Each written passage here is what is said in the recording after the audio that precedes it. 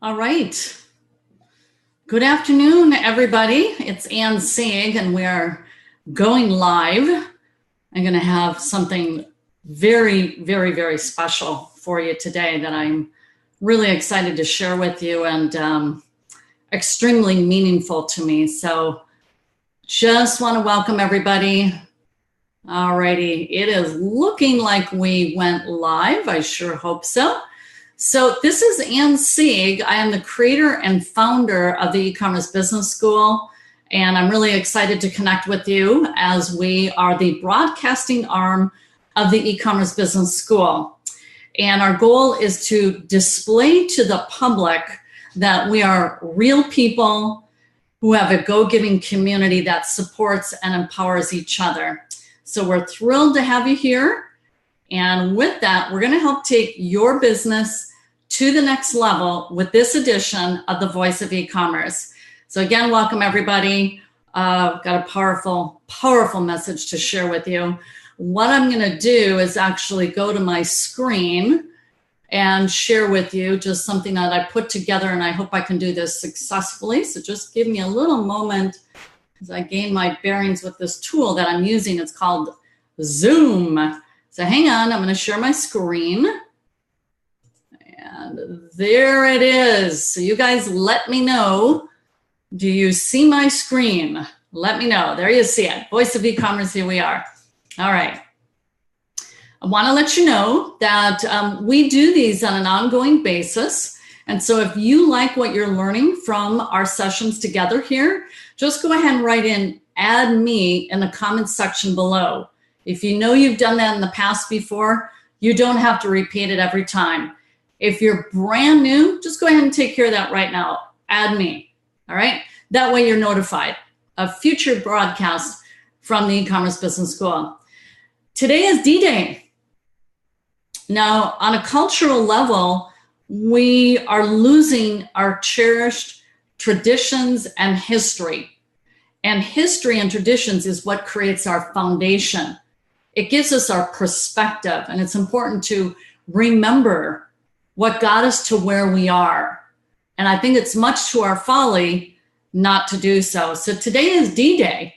And I know as college students are interviewed these days, they don't even know what D-Day is anymore. That's really, really sad.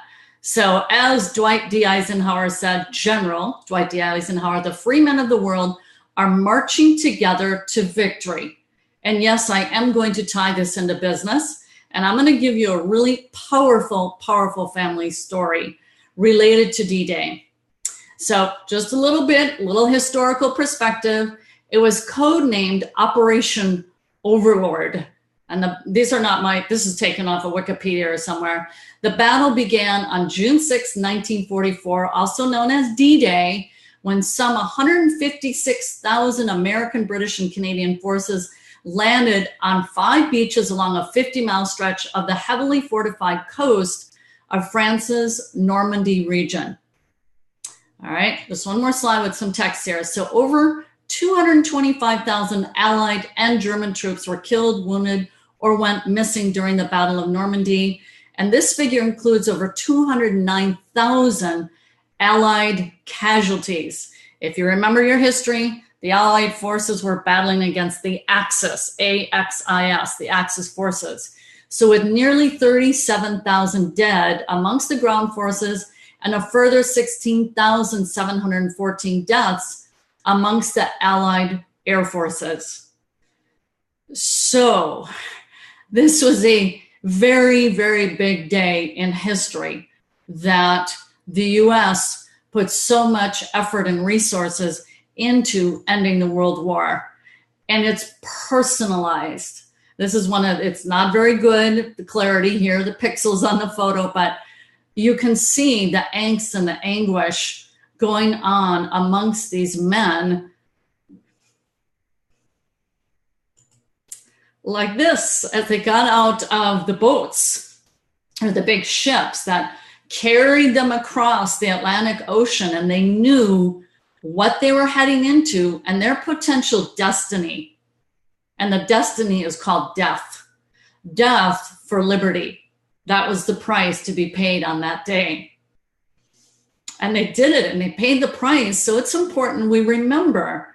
So the flag, you know, and they say without the flag and without these remembrances, and one of the worst things that can happen to a nation is when you no longer have your moorings, your footings, your foundation that unites a nation.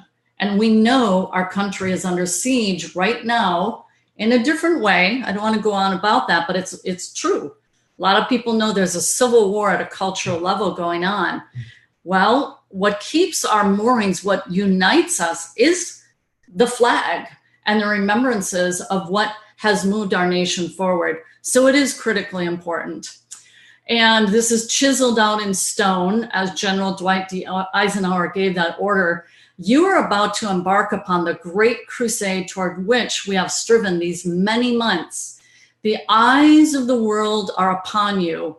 I have full confidence in your courage, devotion to duty, and skill in battle.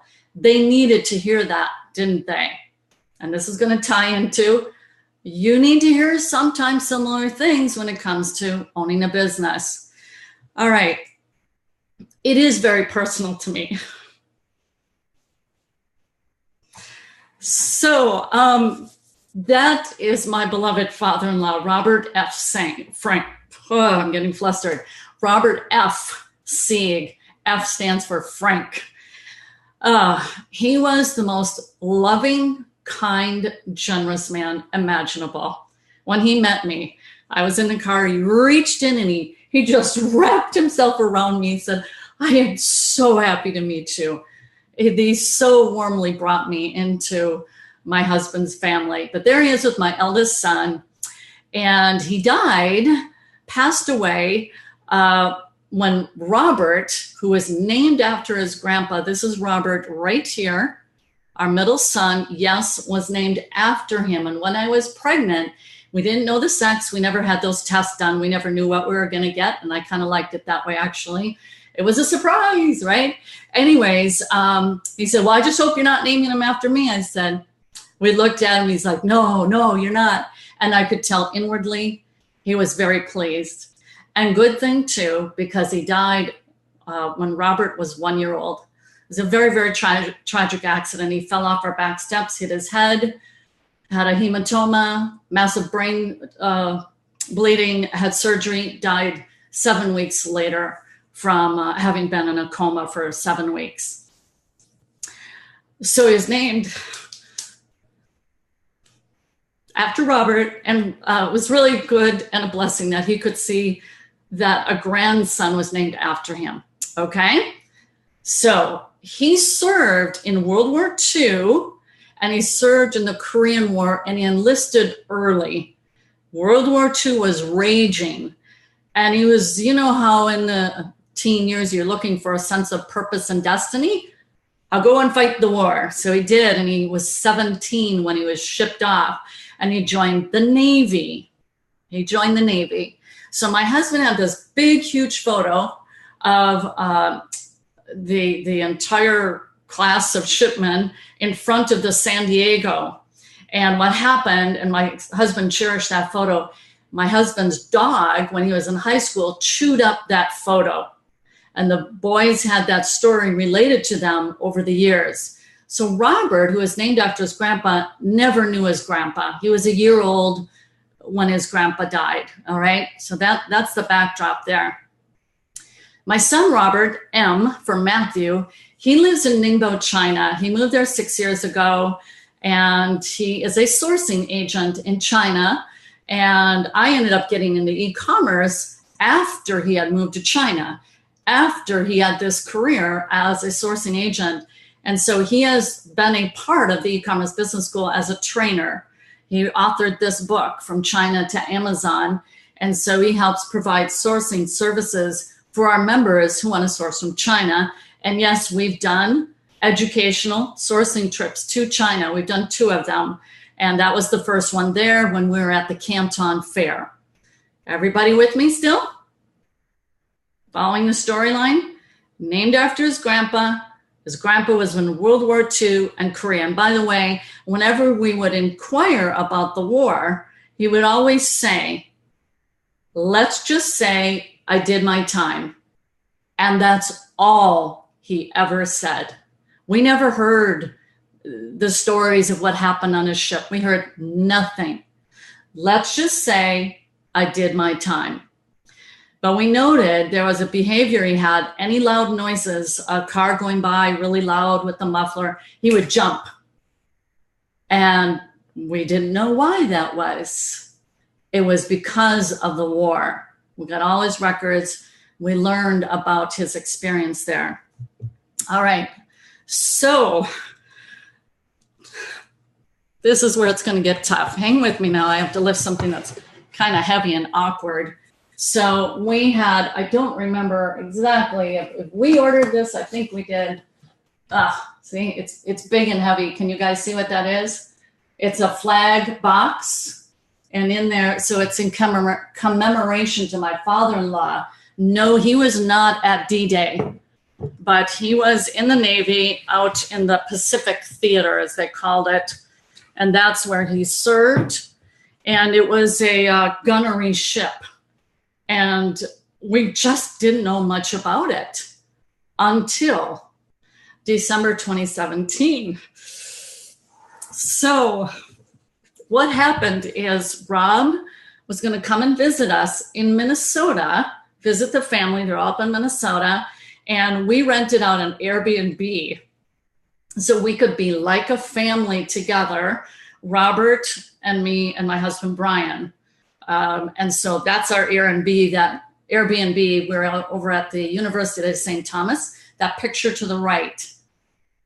All right. I hope you guys can see this. I got to check on my phone, and you guys holler at me if you don't see my screen. That would just be a disaster. Can you guys write in the panel that you see my screen? Or Coach Kurt, someone who's watching, let me know. I'd be just totally embarrassed if I wasn't showing it. Anyway, so it was really odd. You know, he was going to fly into San Diego. And I'm like, why would he fly into San Diego? I know it's usually Washington, that being flying from China en route to Minnesota. None of his previous trips did he fly through San Diego. And I'm like, really, San Diego? And then he sent a shipment to someone. It was a gift for them doing a big favor for him. And they said, yeah, I just got this shipment from Robert Sieg. And it was a photo. And I'm like, there's no way Rob could have shipped that from China. It would have cost a fortune because it had liquids in it. Anyways, I just thought, I'm the inquisitive type. Well, then when he got to St. Paul, he kept going to Kinko's over and over and over. I'm like, geez. And he had some project that he was doing. This was the project. It is a huge book. And he knows he was named after his grandpa, whom he never knew because he was only a baby when his grandpa was born. And we used to call him Isaiah, our eldest son, called him Grandpa Bobby. That's my eldest son, Isaiah, and that's David in the background there, the youngest son. Anyways, this book, so Robert spent 3 full days at the museum in San Diego, the War Museum, the Naval Museum, and researching like crazy. And he was hoping he could find that big photo and have that as a gift for his dad. Purpose-driven, right? And so it's just an amazing, you can see it there as he's showing Isaiah, his elder brother. And my mom and dad were there with us. It was the most profound time together as a family that I think we've ever had. Ghost of the past, so to speak, and bringing up this history for which we knew nothing, except we had these medical records that my husband and I had found. But all to say, and unfortunately, he didn't find a single picture of his grandfather in just the records. And this is all boxes and boxes, physical stuff, not microfiche, not online. It was boxes and boxes. And we were just wowed by the story of him going to that museum and sharing the whole experience. And this is one of the most profound. There's a wall with all the naval people from World War II I don't know if you can see that. And filled with the names. You guys have gone to memorials, you've seen them. We have one here in Bella Vista, Arkansas. And he found his grandpa's name. And then he did one of those rubbings. Remember how you did that as a little kid with a leaf and you do a rubbing? Well, he did that. And that rubbing is in this book. And there it is right here. Oh, actually, no, yes, it is. This is the name. Right there, right there. And so that is the history. And we found out with this ship, while they were bombed, this is out like a 4-year season or stretch. I don't remember the exact, I don't know the details, but they were bombed and they were hit. Or wait, was it that they were never hit? They were out there to protect the other ships, is what their role was for the San Diego. That was the name of their ship, the San Diego. That's the picture on the right is my husband just weeping in tears because of how profound this was. He was getting connected with his father's past that he knew nothing of. And it was just so amazing. So commitment, that's the theme of this. To honor those who commit themselves to protect us and to fight for freedom. We forget. We forget. And when you forget, that's when it can repeat itself. Does that make sense? When you forget of the cost of freedom, that's when we're in trouble. That's when we're in trouble. All righty, so how does this relate to as an entrepreneur? It relates a lot. I have husband and I, we've had businesses. I have a feeling I'm going just a little long. Oh, I'm doing pretty good actually. Anyways, we've owned multiple businesses. You march to a different drummer. It's a completely different world. You have no safety net. You are the safety net. And you got to be tough, tough. And sometimes when I look at our mental makeup as a nation and where we're moving, I get concerned. I get concerned when people lose honor and respect for the freedoms that we have, that we even get to be entrepreneurs. And when people thumb their nose down at the gifts and the many blessings we have here in the United States. And I want to say, try it out in a different country and then come back and see if you don't have a different perspective and appreciation. And interestingly, that's what happens. People who come from third world countries or a more oppressed country, they come here and the streets are gold. And they will work like nobody's business. But sometimes here, when we've grown up in this culture, we want it like that. And yesterday, by the way, yeah. And the streets made of gold, like now. And when you find out that it's work, people flinch back. We got to strengthen ourselves. If you're going to be an entrepreneur, you have to strengthen yourself for what lies ahead. Guaranteed there's going to be adaptation skills needed to continue in business. If you're doing Amazon like most of our people are, Amazon changes nearly every day. Are you going to run and cry in your soup every time there's a change on Amazon? Or are you going to go, wow, I am just enjoying the blessings, the wonder of what has been dished up for me through Amazon. Gosh, goodness, they've done all the marketing and advertising for me. Wow. Imagine if I had to learn that skill set. No, but they've done it for me. It's appreciation, levels of appreciation. And one of the strongest suits you can have as an entrepreneur is an attitude of gratitude, because you're going to need heapfuls of it.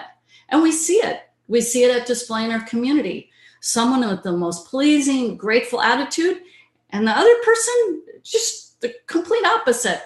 They will never ever make it as an entrepreneur if they're always looking for the shortcomings and why something won't work, and they're in gripe mode.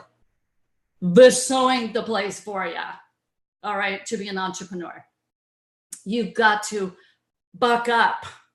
Kind of like General Eisenhower. He told them, guys, we're in the crusade. This is it. This is your moment. That's how it is as an entrepreneur. It's not for the faint of heart. It's not for the weak. You got to be strong for this. The Grrr factor is what I call this photo. That's me. That's me. All right. And if I let that bone down, I am in trouble. And I hang on to that bone because I'm going somewhere. And you have to determine, where are you going? And is it worth the fight and the battle to do it? Now, I'm going to close with the most beautiful quote. It's kind of long, but man, is it ever true. You ready? Entrepreneurs are paid for. They are not paid on an hourly basis.